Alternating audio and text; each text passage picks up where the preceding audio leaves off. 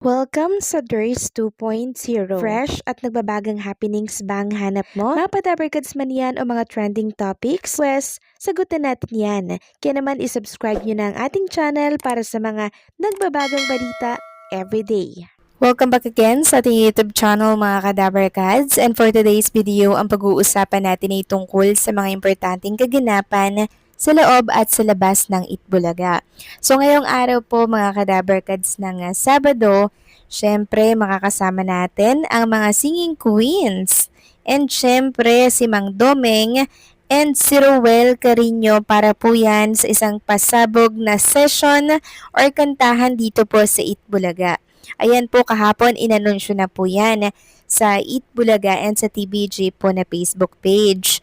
So bale, masaya to mga kadabarkads kasi syempre andyan ang mga SQ, kompleto po sila and talagang dininig po ng TBJ management yung panawagan po ng mga SQ supporters na makita naman sana sila sa programang Itbulaga. Ito na yun mga kadabarkads. Isang patunay na talaga namang nakikinig po ang programang Itbulaga sa kahilingan po ng marami.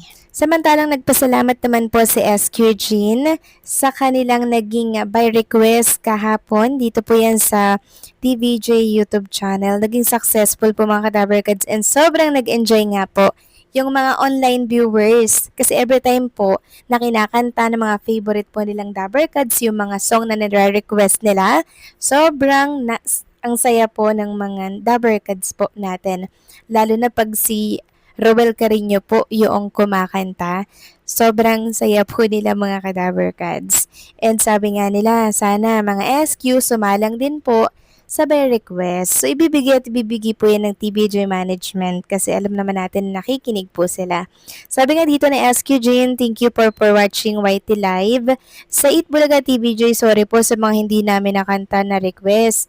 Bawi po kami next time. Samantalang pag-usapan naman natin mga kadabarkads ang tungkol dito sa kakapasok lamang po na balita. Tungkol ito sa inisinampang kaso po ni Bossing Vic Soto laban dito sa direktor na si Daryl Yap dahil po ito sa Pepsi Paloma case. Ayon kasi dito sa report or sa interview ni Red Bustamante na gumanap po bilang Pepsi Paloma, umaasa pa rin daw po ang young actress na si Red Bustamante na maipapalabas pa rin daw sa sinehan ng pelikula niyang The Hour of Pepsi Paloma.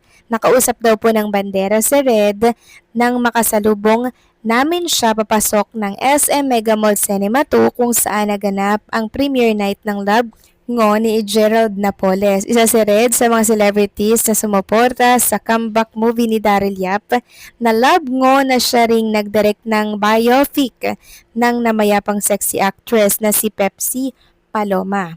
Aminado si Red na nalungkot siya nang mabalitang hindi muna may papalabas sa mga sinihan ang The Hour of Pepsi Paloma na kanyang pinagbibidahan. Pero aniya, bahala na raw si Direk Daryl at ang buong production sa mga usaping legal patungkol sa kanilang pelikula.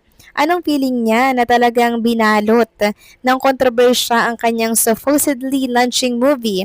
About doon sa controversy kasi nandun na po yun parang wala na po tayong magagawa. Ako po personally as an actress, medyo nalungkot ako kasi syempre ibinigay po namin lahat doon.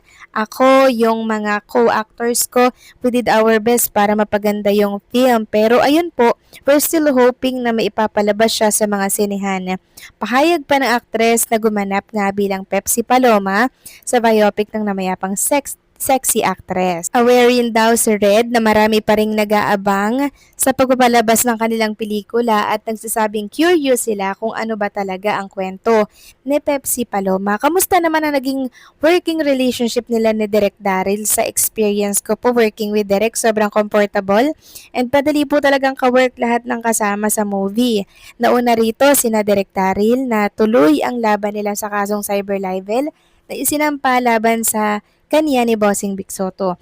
Ito'y dahil sa inilabas na teaser trailer ng The Hour of Pepsi Paloma kung saan diretsahang nabanggit ang pangalan ni Vic. Kinasuhan ng 2 counts of cyber libel ng Muntinlupa City Prosecutor's Office si Direk Daryl based sa inilabas na resolution ng March 17.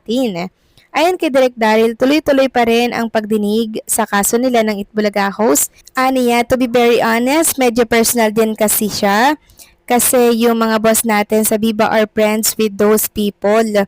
May posibilidad mang mauwi sa amicable settlement ang kaso. Well, at the beginning of the chaos naman, I think it's requirement for everyone court to seek possible settlement. But I leave it to my lawyer, to attorney Raymond Fortune, kung ano ang nakikita niyang magandang kahinatnan. But is Vic pursuing saad pa ng director ng blockbuster movie na Made in Malacanang. Sa kabila nito, pinanindigan pa rin ni Direk Daryl ang kwento ng The R of Pepsi Paloma at umaasa pa rin siya na maipapalabas ito sa mga sinihan sa tamang panahon. I want to show my film to the Filipino people. I don't think I'll be persuaded to keep it hidden. Hindi ko alam kung anong magiging terms if ever may ganyang settlement. Basta gusto kong maipalabas ang pelikula namin. So ayun po mga kadaber cards, talagang porsigido po si Bossing Vic Soto. Nakasuhan talaga ito nga si Direk Daryl Yap dahil nga po sa pagbanggit ng tahasan at lantaran ng pangalan ni Bossing Vic Soto doon po sa The R of Pepsi Paloma. So parang hindi po makikipag-areglo si Bossing Vic Soto Talagang gusto niya makuha yung hostisya kasi kahihiyan nga po at pangalan niya po ang nakataya dito mga kadaber cards.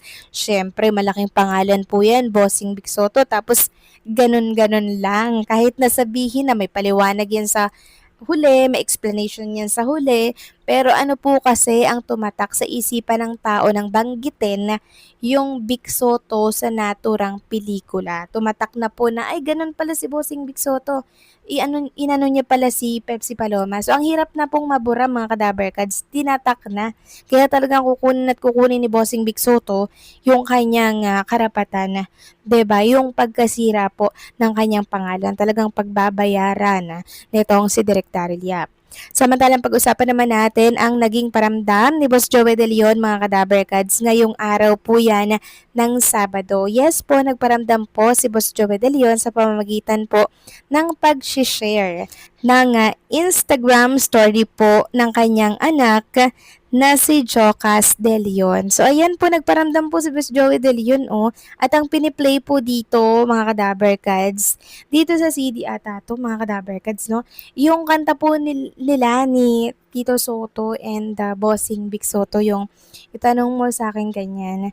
Basta sila po ang kumanta nun. And ayan, okay na okay po si Boss Joey De Leon mga kadaber cards. Okay na okay po siya. Ayan ang katunayan, nagparamdam siya 10 minutes ago pa lang, na screenshot na natin agad yung pag-repost ng story ni Boss Joey De Leon. So okay na siya mga kadaber cards at hopefully wag na po kayong mag-alala pa po sa kanya. So paano mga kadaber cards, hanggang dito na lamang po ang update natin. Maraming salamat po sa patuloy na pagsuporta.